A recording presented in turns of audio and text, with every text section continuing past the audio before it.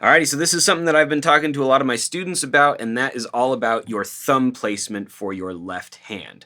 Now, this is the thing. We have to first separate between classical posture and contemporary posture. All right, classical posture would dictate that you absolutely must keep your thumb in the center of the back of your neck, and it must stay there the whole time.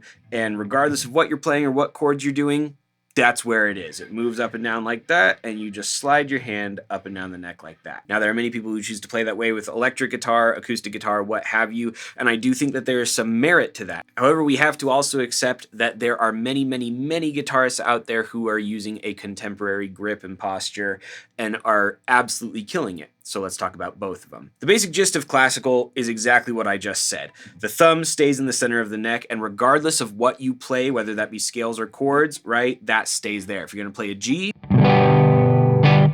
that's where it is. If you're going to play a scale exercise.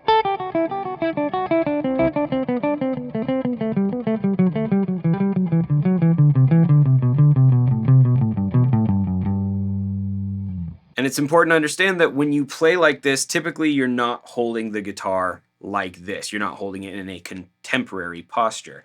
Instead, you're holding it in a classical posture where it's sitting between your legs and you've got your fingers on the frets like so, and that way you're at a more natural angled thing where playing like this actually forces you to raise your shoulder or raise your arm or curl your wrist in a way that's not very comfortable.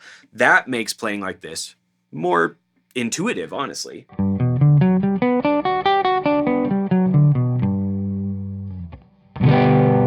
But I'm sure most of you who are watching this video are probably wondering about contemporary style because that's a giant question mark. And I think that it's important to create a few distinctions. The ultimate answer here for contemporary style thumb placement in your left hand is you kind of have to do what feels the most natural to you and supports your hand the most, okay? Now let's get into the weeds of that statement. First things first, when we're talking about correct left hand placement, the number one thing, absolutely number one thing, is to make sure that your palm is not touching the back of your neck, right? Because when it's doing that, what that means is that using your fingers is now actually, if you do it long enough, it'll give you carpal tunnel, but it's just, you're literally limiting your ability to arch your fingers so that you can clear strings and do chords, and you're also limiting your reach and how much you can really do with your fingers. So it's really just not a great way to play. So regardless of whether or not your thumb is hanging over or if it's supported, right, we want that palm off the neck. The second principle that we have to understand is that our thumb is there to support our hand and our fingers. Now, obviously, that's very clear when you put the thumb on the back in that classical position where it's like, yeah, you know, my fingers are supported. It also, keeping it there in the middle, forces you to drop your wrist, get your knuckles forward, and get your fingers in front of the fretboard so you can get the right arch and the right reach and the right stretch that you need. In addition to this, I would also venture to say that when you're starting out, it is probably better to lean more towards putting your thumb behind the neck than it would be to grip it in that contemporary thumb over grip. Reason being, and I've been seeing this a lot with my students, which is why I've been addressing it, is that we have a tendency, like if we're trying to play frets 1 through 4, to move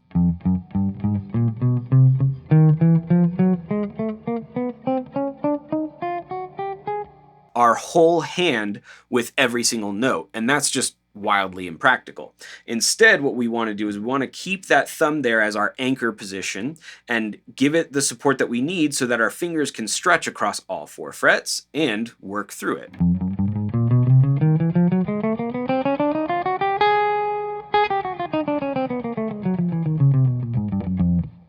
Right? We get more stability, we get more accuracy, and that's, again, what the thumb is there for. And I would venture to say that you should play that way until supporting your fingers with your thumb feels comfortable, so that we can then take that principle of the thumb supporting your fingers and apply it to our contemporary grip. The same principle applies when you put the thumb over as well. Now, the only difference is that you're kind of supporting it in conjunction with this knuckle right here, where we kind of are gripping it in a way where we can hold on to it and almost anchor our left hand on it, and we're able to play the things that we want to play with accuracy, with speed, and all that sort of stuff, and of course with the appropriate support. But you may be thinking, Mac, You haven't explained which one you should use. Well, basically, it depends on the context that you're playing in. Basically, if you are playing bar chords, or if you are playing in a way where you are having to reach up to your low E string,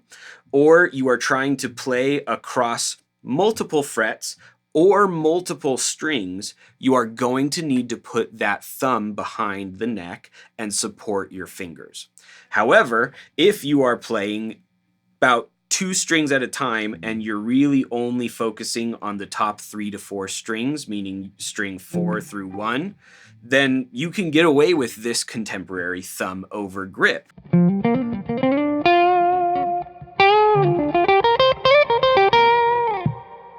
And I do it all the time. And of course, there's specific techniques that you need your thumb over, like the typical Stevie Ray Vaughan, Jimi Hendrix, John Mayer thumb over stuff, where you're right? That's a necessity. You absolutely need to have your thumb over for that. The last thing we'll say is that as you get into that contemporary grip, you'll realize that you need to move your thumb a lot more. It has to jump up here, and then sometimes it's there, and then it's back there, right? We need to keep it moving because it will apply differently to different things that you're doing on the fretboard. I would also venture to say that once you get comfortable enough with the thumb behind the neck and start using the contemporary grip, you'll probably be playing in a way where it becomes fairly natural and inherent when you should and should not move to that contemporary grip. So for instance, if I were to play a lick like this,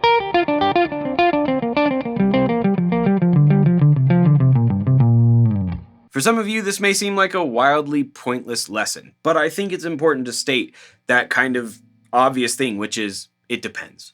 And that's one of my least favorite answers that I can give, but it really does depend in this case.